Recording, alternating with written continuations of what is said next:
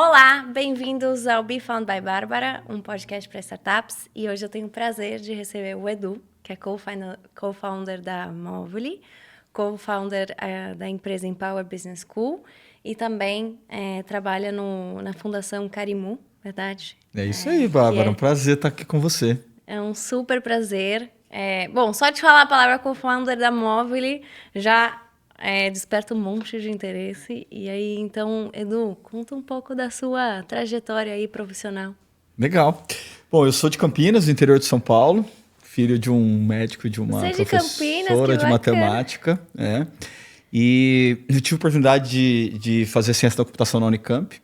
Aham. E eu comecei a fazer o curso de computação na Unicamp, daí eu queria um pouco ir mais para marketing, publicidade. Prestei vestibular de novo, passei na SPM em São Paulo, no curso de comunicação social e publicidade e propaganda da SPM.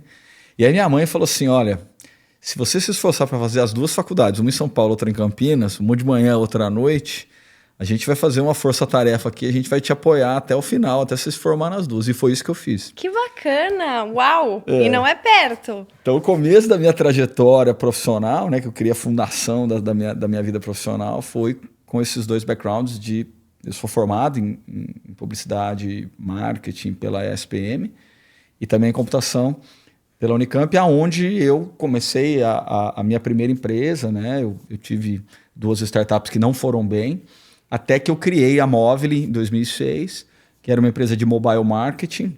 Eu tinha a visão que o celular ia virar uma ferramenta, um inventário de mídia e que as marcas iam querer estar no celular. Uhum. E aí eu comecei a Movely fazendo SMS, conteúdo via Bluetooth, conteúdo de publicidade via Bluetooth nos celulares. E aí nós juntamos as forças com a Compare Time, que é a empresa do Fabrício Bloise, né? Uhum. Aí depois de algum tempo, o nome da empresa fundida se tornou Movely, e aí o resto virou história, né? Não, muito bacana. E me conta, assim, quando a gente fala Movely, a gente sabe que foi a fundação de grandes empresas do Brasil, enfim, hoje como o iFood, para quem tá para reconhecer. Conta um pouquinho mais das empresas que nasceram da Movely, que as pessoas vão se identificar. Legal. A Movely começou, né, com conteúdo de valor agregado para telefones celulares, numa época pré-Android, né, pré-iPhone, pré-Android, antes dos smartphones. A gente usava muito ringtone, SMS, papéis de parede para os celulares. E em algum momento, a gente estava sendo super bem sucedido nos anos de 2010, 11, só que os smartphones começaram a crescer exponencialmente. E aí a gente pivotou a empresa completamente para esse mundo dos aplicativos. Uhum. Foi aí que a gente começou duas grandes estratégias. Uma de investir em inovação, e eu estava nessa turma que trabalhava com inovação de dentro de casa, para construir projetos que pudessem virar grandes negócios, e foi daí que saiu o Play Kids, que foi o nosso primeiro grande sucesso. O Google até ajudou a gente um monte para ir para vários lugares do mundo, vários mercados. E a segunda estratégia era pegar os lucros da empresa e começar a fazer algumas parcerias e alguns experimentos de investir em algumas startups que eram melhores que nós no mundo dos aplicativos. Uhum. Então nós investimos numa empresa que era pequena, de entrega de comida, que fazia 97% das suas entregas, recebia 97% dos pedidos via desktop. Então não eram uma empresa dessa época. mobile ainda, que se chamava iFood. Era uma empresa de 15 pessoas, fazia menos de 10 mil pedidos por mês. E aí nós ajudamos o iFood com modelo de gestão, cultura, pessoas. A gente colocou boas pessoas do time da Movely lá dentro para ajudar a escalar. Muito know-how de M&A. E aí a gente ajudou o iFood a crescer. O iFood foi precisando de mais capital. A gente foi fazendo as próximas rodadas de investimento, como os venture capitals fazem, né? E aí, em algum momento, a gente passou a ser controlador da empresa, ter mais do que 50% do capital da empresa. E aí a empresa virou o que virou, né? Com um mérito muito grande de muita gente, algumas pessoas da Movely, algumas pessoas que estavam lá desde o começo, algumas que se juntaram no meio do caminho. E é uma história bonita, né? Brasileira, bonita, de uma das maiores empresas de tecnologia do mundo, aí, saída do Brasil. Com certeza. Outra empresa do portfólio foi a Simpla, né? A Simpla é a mesma coisa. A gente também investiu, a gente queria replicar o caso. A gente foi bem sucedido em food delivery. Eventos também a gente achava que era um bom negócio, um marketplace de eventos. A gente pegou quem são os melhores empreendedores que estão mais alinhados com a gente investiu no time do Cartacho lá, do Rodrigo Cartacho, e também ajudou a Simpla a crescer, né? Então, mas você acha que brasileiro gosta de uma festa? Eu acho que gosta, nós somos bons nisso, né? Somos, né? Nós somos bons de trabalhar duro, criar empresas e resolver problemas. Acho que o brasileiro tem uma criatividade muito grande, uma flexibilidade muito grande, mas a gente é bom de festa também. É verdade. E aí você estava falando que vocês fizeram várias rodadas de investimento, e como esse podcast é focado em startups, qual é a sua dica, assim? Eu estou começando a minha empresa, aí eu vou começar minha rodada de investimento, como que eu faço o approach com as VCs, como é que eu vou atrás de investidor, porque a gente sabe que não é fácil uma batalha, então, assim, toda a sua experiência e conhecimento, se você puder compartilhar. Bom, a gente tem umas 6 horas para ficar tentando orientar as pessoas aqui. É um tema difícil, tá? Primeiro, eu queria tirar o glamour dessa história, né? Muitos empreendedores têm o sonho, assim, eu tive uma ideia, será que eu vou levantar dinheiro pela minha ideia? Cada vez está mais difícil levantar dinheiro só com uma ideia. Então, essa é a primeira desmistificação. A segunda desmistificação que eu gosto sempre de fazer é o seguinte: muitos empreendedores acham que quando o meu objetivo é levantar o round, e aí levantou o round, agora eu sou o supra-sumo, eu sou a última bolacha do pacote. Gente, levantou o round, seus problemas vão aumentar exponencialmente. Porque agora tem alguém, seu sócio, que quer retorno, que vai ficar dando pitaco, que vai pedir prestação de conta. Então, você precisa pensar muito bem. Quando levantar, para que você quer esse dinheiro? É para aumentar o seu salário só? Porque se for, você vai estar entrando numa enrascada. Então, a hora de levantar dinheiro, primeiro, a melhor hora de levantar dinheiro é quando você menos precisa. Tá. Porque você está mais forte para negociar com os investidores. Então, você está mais calmo, você tem controle da situação. Segunda boa dica de hora de levantar investimento é quando você tem já a sua tese pronta, o seu produto funcionando para um mercado, você já resolveu um problema de um cliente com o seu produto, com o seu serviço, você sabe como vender esse produto para o seu cliente e agora é botar dinheiro para escalar. Eu estou falando isso aí depois que você já tem o produto, né? Obviamente tem gente que quer levantar dinheiro para construir um produto, né? Para começar ali, levanta um pouquinho de dinheiro, a gente chama de seed round, né? Para empresas que estão começando. Mas eu acho que a melhor hora é a hora que você tem um plano que você precisa injetar gasolina no motor para crescer. Aí é uma hora boa de você levantar dinheiro.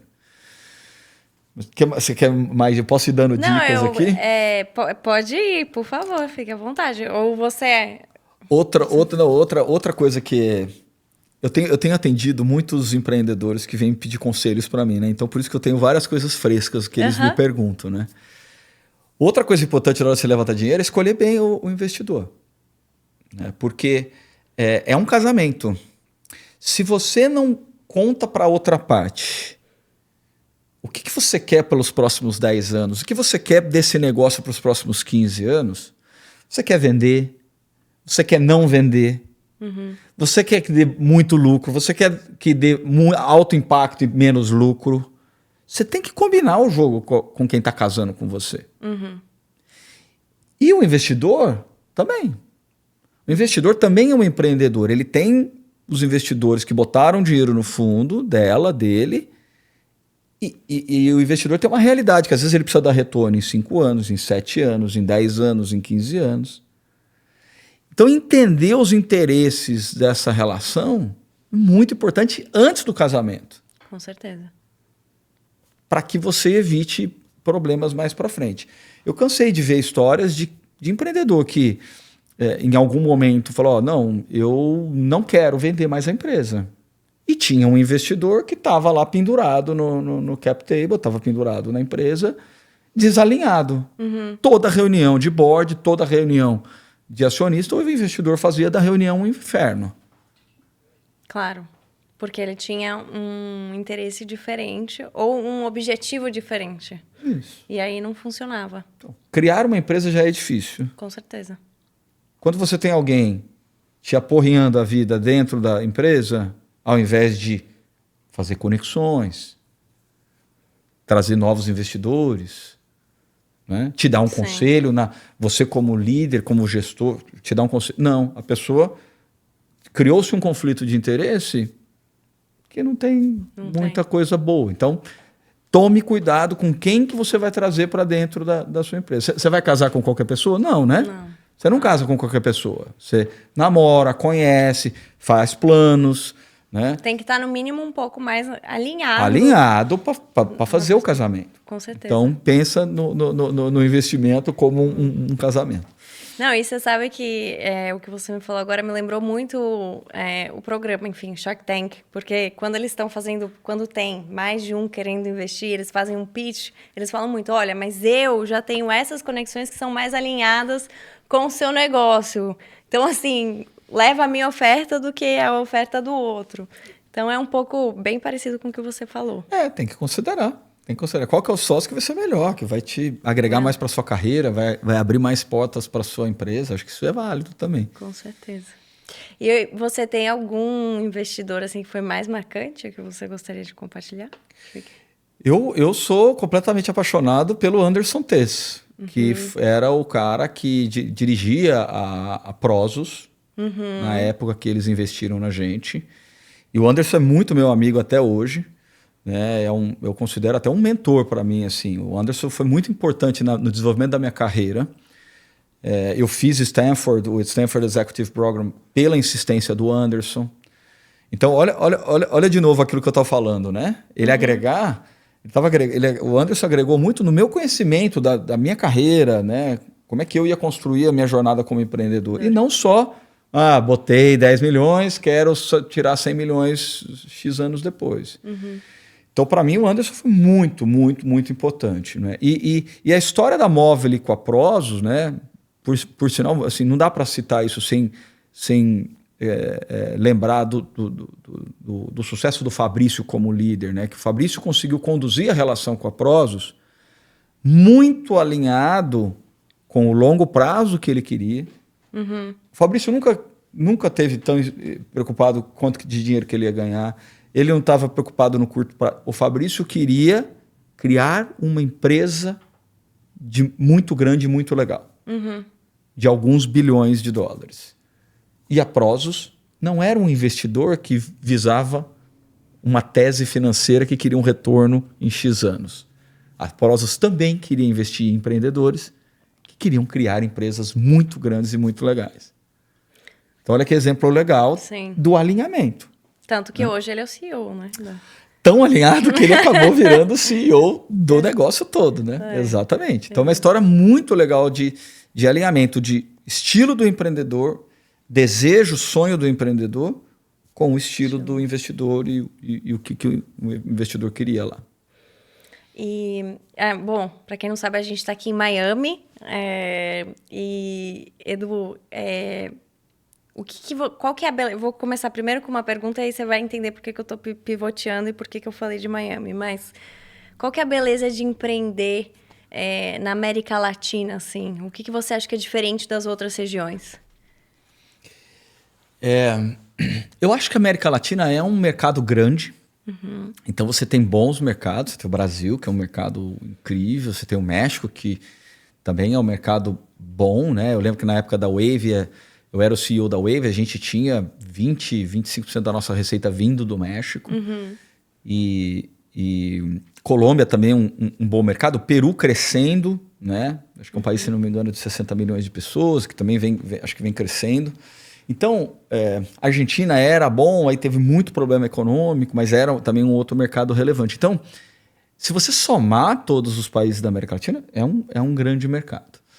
É um mercado relativamente... Normalmente, quando a gente vai vendo, comparado com Silicon Valley, comparado com a Europa, não é inexplorado, mas as coisas normalmente as ondas vêm depois. Você pega meio que uma consequência do que está acontecendo no Vale do Silício, você pega uma consequência que está acontecendo na China, uma consequência que está acontecendo na Europa, você consegue montar os negócios na América Latina. E, de novo, é um mercado grande. Então,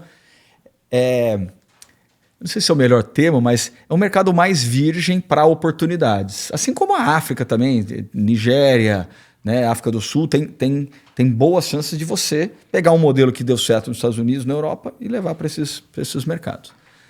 O custo de marketing ele é mais barato do que Europa e Estados Unidos. Então, eu lembro muito na época de Play Kids, que eu comandava um budget de marketing, sei lá, em 8 países, e eu lembro que era muito legal a gente... eu tinha na minha planilha, parecia uma bolsa de valores. Eu falava, tira dinheiro da Austrália, põe no Android do Brasil. Tira dinheiro da Europa e põe no México, né? Eu ficava fazendo... Né? Então, eu lembro que o retorno dos investimentos eram mais fáceis de serem realizados. Eu não sei se acho que é porque eu também era do Brasil, a gente tinha uma operação mais forte no Brasil, mas comparado ao mercado americano, por exemplo, que você vai entrar aqui, tem que ter bala para bancar o marketing. É mais competitivo, é caro, né? Então, eu acho que essas são um pouco das vantagens. É um mercado muito criativo, é um mercado bom de adoção, de social media. Então, eu acho que é bom e tem muita oportunidade na América Latina. Com certeza, eu sou big fan, assim, enfim. Mas também brasileira, morando no México, enfim. E me conta, como é que foi essa mudança para cá, para os Estados Unidos? Você começou em Miami, ou como é que foi? E como você tomou essa decisão? Então, nessa época que eu contei para você que a gente estava pivotando a empresa da era pré-smartphone para o mundo dos aplicativos, a gente precisava entender o que estava acontecendo no Vale do Silício. Então, isso era mais ou menos 2010, 2011. A gente começou a frequentar vários eventos. Então, Google I.O., vários outros eventos. Já tinha o Brasil Silicon Valley nessa época, ou é? O Brasil Silicon Valley não, mas a gente começou a frequentar muitos eventos da Bay Brasil, da Margarize, que nos ajudou muito no networking com os brasileiros lá. Mas a conferência lá de Stanford ainda não tinha. E aí, nós da Móvel, nós decidimos mandar uma pessoa para o Silicon Valley para abrir uma operaçãozinha pequena lá. Então, eu fui o escolhido e fiquei uns 6 meses meio em home office ali, só entendendo, abrindo a empresa, né, abrindo conta no banco, vendo um pouco da burocracia, começando a ir nos eventos e entender. E aí a gente começou a desenvolver algumas coisas e o Play Kids deu certo, né? Então, o Silicon Valley virou meio que a base de operação do Play Kids, de business development, conteúdo, e eu cuidava dessa operação. Esse negócio cresceu, a gente ficou uns 5 anos e meio lá no Vale, e depois eu senti a necessidade de impactar mais a holding da Móvel, com o iFood crescendo muito, a Simpla crescendo, a própria Wave tinha operação na Colômbia, no México. Eu pensei, até por influência do Breno Masi, meu par, que trabalhava comigo no Play Kids, ele falou, cara, muda para Miami. Miami você tem muito mais voos diretos para o Brasil, muitas vezes ao dia, fuso horário melhor, você vai influenciar mais a empresa. No começo eu confesso que eu achei que o Breno estava meio louco, né? Falei, vou deixar o Silicon Valley aqui, né? A meca da tecnologia, para ir para Miami. O próprio Anderson Tess falou, você tá louco? O que você foi fazer? O que você vai fazer em Miami?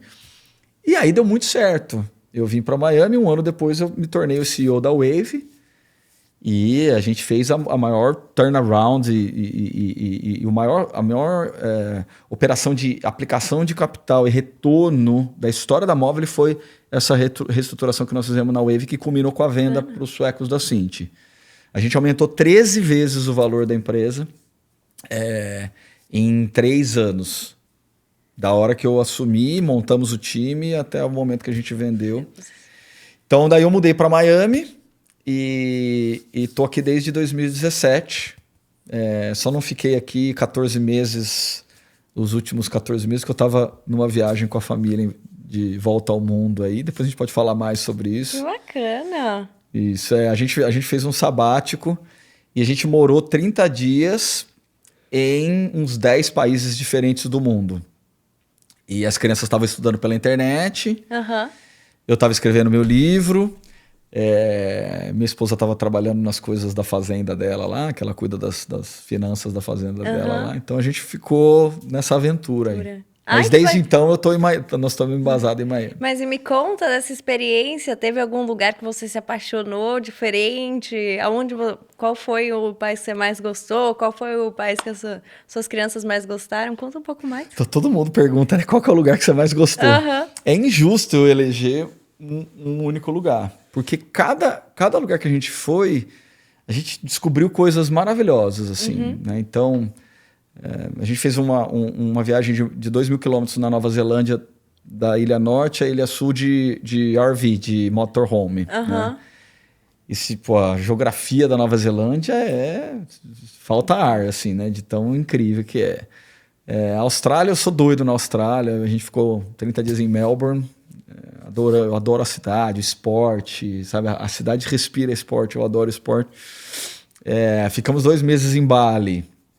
Também linda, a religião, a cultura, as pessoas muito simples, mas com senso de família e comunidade muito forte. Sabe? A comida na Tailândia, a comida e o respeito no Japão. O Japão é sensacional. Então, assim, a aurora boreal na Finlândia, a gente viu coisas incríveis, assim. E a missão humanitária também na Tanzânia, que eu levei a família toda para a missão da Karimu Foundation também, né? Então, essa também foi um momento muito emocionante para mim, muito marcante. Conta mais. Olha, na verdade, assim, eu imagino que isso vai marcar muito os seus filhos. Então, porque é uma experiência. Agora eu esqueci, é inesquecível. Uhum. Então, eu tenho certeza que foi um momento de conexão incrível que vocês proporcionaram para eles. E me conta um pouco, então, agora da Karimu, que você estava falando com tanto carinho e paixão que dá para ver. Então, a Karimu é uma fundação que luta contra a pobreza extrema na África. Mais especificamente na Tanzânia, num lugar muito, muito, muito pobre na Tanzânia. Quem me levou para lá foi o Nelson Matos, um ex-executivo do Google. O Nelson foi um dos brasileiros que chegou mais alto na hierarquia do Google. Acho que ele era, sei lá, top 10 executivos do Google. E é um cara que ele já tinha um plano de pivotar a carreira dele depois que ele se aposentasse da vida executiva para abrir uma ONG. Uhum. Só que ele por acidente, ele foi por uma missão da Karimu e se apaixonou pela forma que a Karimu trabalha, que todos os projetos são autossuficientes, então a comunidade passa a não depender da ONG depois de um determinado período. Vocês ensinam, então elas. A gente monta a fundação e eles vão por conta própria depois. Tudo então é autossustentável, self-sufficient, nada é dado a indivíduos, então tudo é feito para a comunidade. Então, quando os voluntários vão para lá, você tem um briefing que você não pode dar uma caneta para uma pessoa. Você não pode dar uma nota de $1 para uma pessoa. Por quê? Porque a gente não dá para indivíduos. A gente só dá para a comunidade. Para a comunidade. E a gente dá seguindo o que a comunidade prioriza. Às vezes nós temos uma visão bem intencionada. Poxa, eu quero ir para a África montar uma escola. Às vezes as pessoas não precisam de uma escola. As pessoas precisam de água. Então você vai lá montar uma escola, a sua escola daqui 1 ano, 2 anos vai estar largada porque as pessoas não tinham nem água para beber ou para cozinhar. Então, quando o Nelson foi para lá, eu era muito grato pela generosidade do Nelson comigo lá no Vale do Silício, onde ele me aconselhou, ele foi meio que um mentor para mim lá no Vale. E quando o Nelson foi para lá, o Nelson começou a pedir doações, né? E eu virei um doador dele. E quando eu me aposentei da minha vida executiva, até inspirado muito na trajetória dele, ele falou assim, agora você vem aqui comigo, que você vai ver aonde que eu estou aplicando o seu dinheiro. E aí o dia que eu desci lá, eu desci do ônibus, foi um dos momentos mais emocionantes da minha vida. Assim, eu conto isso em detalhe no livro. Assim. Inacreditável assim, a gratidão do povo pelo impacto do trabalho da Karimu lá.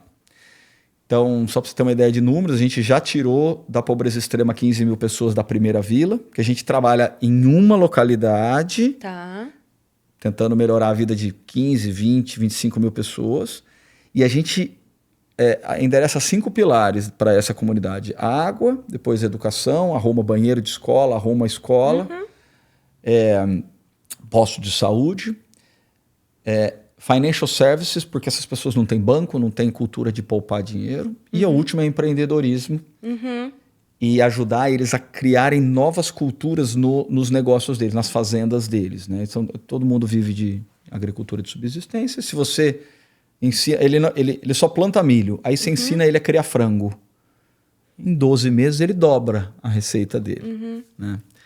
Então, com esses 5 pilares num ciclo de 8 anos, você tira a comunidade da pobreza extrema de uma maneira sustentável.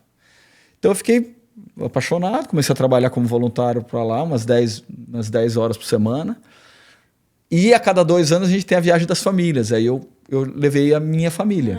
E foi um momento muito emocionante para mim, assim, ver o meu filho, a minha esposa lá. A minha filha teve um problema de saúde, acabou não conseguindo ir, mas ela ainda vai comigo. Mas foi muito legal. É porque conecta com um propósito, né? Enfim, e aqui no podcast eu escuto muito sobre isso, como você... para empreender, você tem que pensar num problema, você tem que ter um propósito, e normalmente você está resolvendo um problema, e isso, enfim, é a base, eu acho, que do empreendedorismo.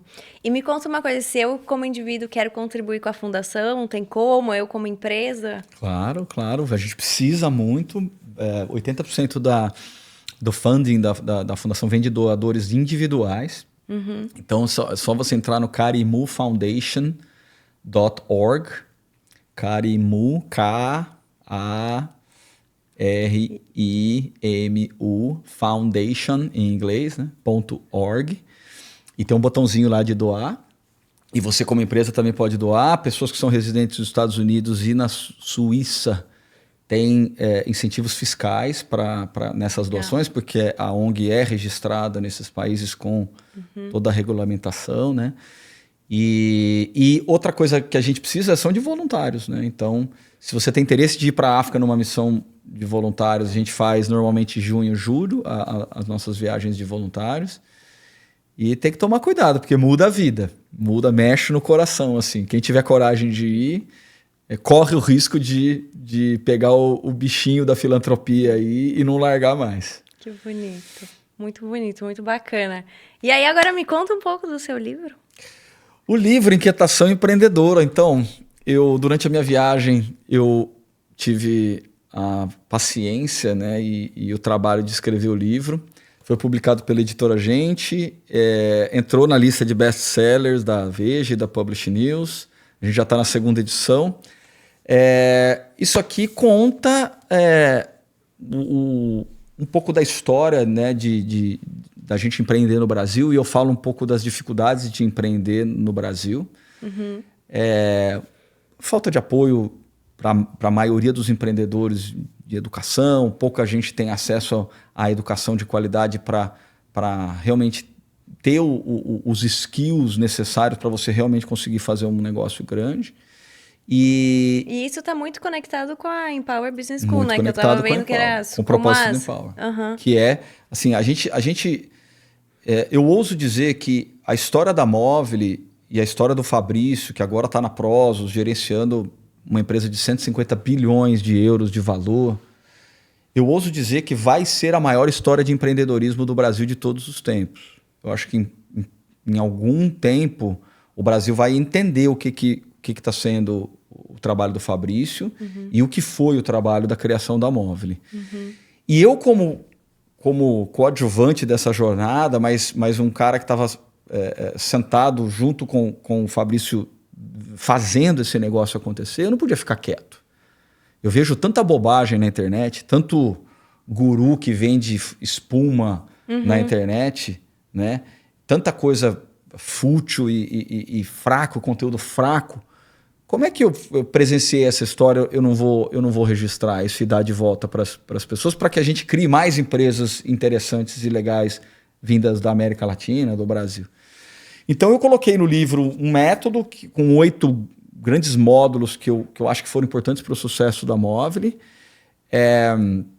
Então eu falo de propósito e cultura, eu falo de liderança de alta performance, eu falo do modelo de gestão, Eu falo de inovação ambidestra, que é você cuidar da sua vaca leiteira e experimentar, né? Fazer os jet skis, na linguagem que o iFood usa, os jet skis que são os experimentos para você trazer inovação para dentro do business. Eu falo muito do empreendedor ter autoconhecimento, autogestão, disciplina. Eu falo muito da analogia na parte de disciplina com o esporte, com a vida dos atletas, né? E depois de dar o mapa do sucesso, eu falo, eu segui isso, a gente criou uma empresa muito legal e eu fui bem sucedido profissionalmente. Claro. Só que numa sessão com a minha psicóloga, ela falou, mas por que você está tão estressado? Você já tem um monte de dinheiro, você não está feliz? E eu não consegui responder a pergunta dela. E eu conto isso para as pessoas, falando, eu achava que o meu propósito profissional era ganhar dinheiro. E o dinheiro é importante, é uma ferramenta super importante para que você faça outras coisas, mas não é o fim. Eu demorei uns 20 e tantos anos para descobrir isso. E no final do livro eu conto o que me fez ir atrás dos meus propósitos. Eu fiz o caminho de Santiago de Compostela, eu ando com a minha cruzinha de Santiago aqui. Andei 700 quilômetros a pé na Espanha e eu achei algo que me faz plenamente feliz, que é a Empower, ensinando empreendedores, ensinando líderes essa jornada e destinando os lucros desse negócio para a causa humanitária da Carimu. E eu conto também no livro, não só da Carimu, mas outros projetos que eu venho conhecendo que são muito legais, normalmente feitos por empreendedores. Bom, se você tiver alguma recomendação de algum empreendedor que queira vir aqui para o podcast, por favor, me avise, mais do que convidado. Vou te dar várias recomendações. E se você tiver alguma recomendação de alguém que queira comprar o Inquietação Empreendedor, o Inquietação, todos os direitos foram doados para Carimu, para causa do combate à pobreza extrema na África. Então, cada livro vendido, cada livro indicado, a grana vai lá para o trabalho da Carimu. E você estava contando aqui, para a gente finalizar, eu também, eu sou fã de esportes também. Eu vi no seu perfil que você já fez maratona, está treinando agora para o seu Ironman. Eu só fiz meia maratona, esse foi meu máximo. Mas como é que o esporte te conecta com a vida profissional e como você acha que alguns ensinamentos do esporte podem ser levados para a vida profissional? Eu acho que tem conexões infinitas. Eu acho que, especialmente a maratona... Não, primeiro, assim, o esporte... os pais têm que botar as crianças, seja em esporte individual, como o tênis, o golfe, quanto esporte coletivo. As lições são para a vida toda, né? Eu lembro... Eu joguei tênis quando eu era criança, super amador lá, mas entrei em campeonato, perdi, tive que aprender a perder... Né? A gente jogando futebol nos campeonatinhos lá em Campinas, a gente também ganhamos título, mas perdemos muito, e eu lembro de eu chorando, eu lembro de eu feliz. Eu lembro da gente como grupos, trabalhando em equipe, né? Então acho que o esporte dá lições maravilhosas. Especificamente maratona e triatlon, as conexões com o empreendedorismo são imensas. Resiliência. Então, sem resiliência, você não corre uma meia maratona, porque se você não treinar, se você não cortar algumas coisas, se você não tiver uma rotina, você não vai conseguir chegar no seu objetivo. Então, ter um sonho grande, fazer um plano, né, e seguir esse plano com disciplina, e também um pouco de adaptação, a capacidade de adaptação, né, você não consegue fazer o plano, né? Até a meia... Talvez até dê, mas a maratona você não corre. Você não consegue correr a maratona se você não fizer o plano, treinar, seguir o plano, né? Eu treinando para maratona, eu tive um problema. Eu comprei o mesmo tênis da mesma marca, do mesmo número. Os caras mudaram a forma do tênis. As minhas 2 unhas do pé ficaram pretas em 3 dias. Porque bate, Eu falei, meu Deus, não vou conseguir completar a maratona. Aí resolvi o problema do tênis. Aí as unhas melhoraram. Aí... 2 semanas depois, contusão, contratura na panturrilha. Meu Deus, não vou conseguir fazer a maratona. Aí eu parei de treinar, fiz a maratona sem ter feito nenhum treino longo. Mas, de novo, eu tinha um plano, eu tinha gente me apoiando, eu montei uma equipe, né, de nutricionista, de fisioterapeuta para me ajudar. Então, muita conexão com o De empreendedorismo. curiosidade, qual foi a sua primeira? Que cidade foi? Foi em Chicago. Foi em Chicago. E agora o triatlon é loucura, assim. O triatlon, assim, se você parar para pensar, você fala, é impossível. O triatlon que eu vou fazer é 1.900 de natação, 1.900 metros, 90 quilômetros de bicicleta e 21 quilômetros correndo. Então fazer uma meia maratona, só que depois de andar 90 quilômetros de bike e nadar 2. Num dos meus primeiros treinos com o meu treinador, ele me jogou na água do mar e falou assim, nada aí, tá vendo aquelas 2 boias lá? 400 metros cada volta, 10 voltas. O máximo que eu tinha nadado na minha vida foi 1.500 metros. Eu falei, vou morrer. Porque não tem... Porque, não vou principalmente conseguir. na piscina, quando você vai e volta, você ainda tem aquela paradinha. Só Eu que no assim, mar, quando é no mar, você não tem a eu paradinha. eu parava depois a cada 400 metros na praia e aí, tá indo bem? Eu consegui fazer o treino. E quando eu saí desse treino, eu falei, o problema tá aqui, ó. Que muitas vezes é o problema do líder, do empreendedor. A gente aumenta os problemas, enxerga problema onde não tem, né? Então, tem muita coisa legal, assim. Resiliência, disciplina, sonhar grande, a sua cabeça é o seu maior inimigo, né? Muitas vezes ir com o coração que ajuda muito. Então, muito aprendizado. Eu concordo. Quando eu fiz a minha primeira meia, eu não sei porquê, eu também resolvi trocar o tênis. E eu tava com uma dor no pé e eu fui a meia inteira com a dor no pé. Mas assim, eu falei, eu tô aqui, eu não posso, assim, eu vou, assim, no máximo, eu vou o máximo que der. A hora que ficar insuportável, aí eu paro. E eu lembro que um dia anterior eu tava com os meus pais e eu tava jantando, comendo uma massinha, né, clássica. Macarrãozinho. Aí eu falei, nossa, eu falei, pai, mãe, não sei se eu quero, porque eu tô um pouco com medo. Daí eles falaram assim, mas filho, o máximo que pode acontecer? Você sair no meio e pegar um Uber? Vai, mas se você não for, você vai se sentir muito mal depois. Mas assim, você ter ido já vai ser bom, já vai ser uma vitória. E dito e feito, né?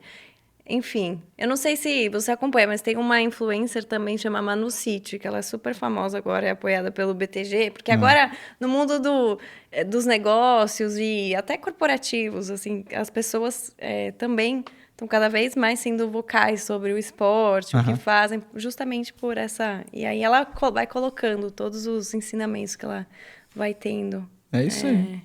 Eu aconselho todo mundo bota um sonho grande aí, um sonho meio impossível, vai, monta um plano, traz gente boa para te ajudar. Né? Na empresa você traz os mentores, os investidores. Na maratona você tem que trazer o seu técnico, tem que trazer a sua fisioterapeuta, seu fisioterapeuta, nutricionista. Monta o seu sonho grande, monta o seu time e vai. Edu, foi um prazer te receber aqui, escutar a sua história super inspiradora. Obrigada por participar do podcast. E se você tiver recomendações, por favor, me avisa. E também, pessoal, agora vocês já sabem que o livro do Edu, além de te ensinar coisas importantes para o empreendedorismo, agora foi, como dicas de liderança que ele colocou, também vai apoiar a fundação. Então, dá mais vontade ainda de ler, porque está conectado com um propósito muito bonito. E é isso, muito obrigada. Obrigado por me receber, foi um prazer. Igualmente.